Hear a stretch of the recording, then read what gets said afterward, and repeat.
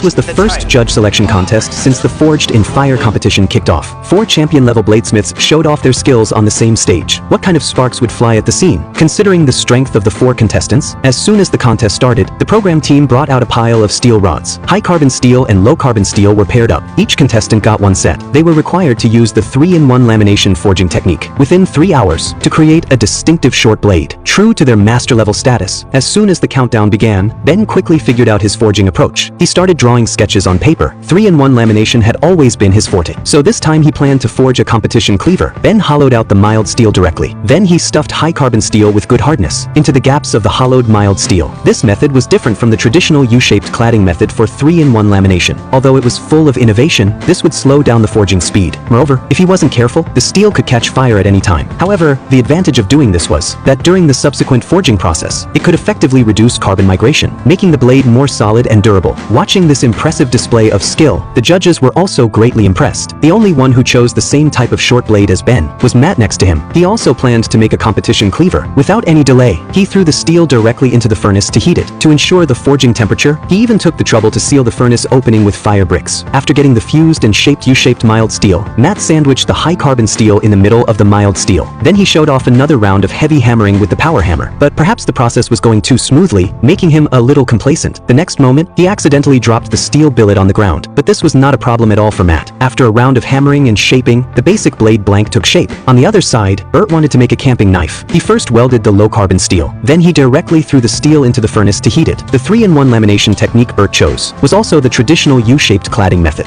Thanks to his rich forging experience and skill techniques, Bert maintained a steady performance in the early stage. He did not make any obvious mistakes. Different from the conventional blade designs of the previous 3, Salem wanted to forge a Filipino Panuti knife. He first pressed the mild steel into a U-shape. Then he hammered the shaped high-carbon steel into it. This U-shaped cladding method was similar to Chinese steel cladding. Although it was a bit difficult, once successful, the strength and toughness effects were excellent. With several masters competing on the same stage, the use of forging equipment also became busy. Each contestant operated at a fast speed. Even an ordinary hydraulic press had to be used in turns. Such a scene was also a first in the history of the Forged in Fire competition. An hour later, the contestants successively completed the 3-in-1 lamination. They began to forge the blade shapes one after another. Sparks flew everywhere at the scene. The famous scene of masters competing against each other was a feast for the judges' eyes. As time ticked away, seeing that the blade edges were basically formed to make the forged knife look more attractive, Salem specially used equipment to press trapezoidal grooves on the blade blank. This also surprised the judges. After all, it was common to add patterns to Damascus steel. Showing off such an operation on 3-in-1 lamination was the first time in the competition. With only 1 hour left on the countdown, Matt finally finished hammering the blade blank.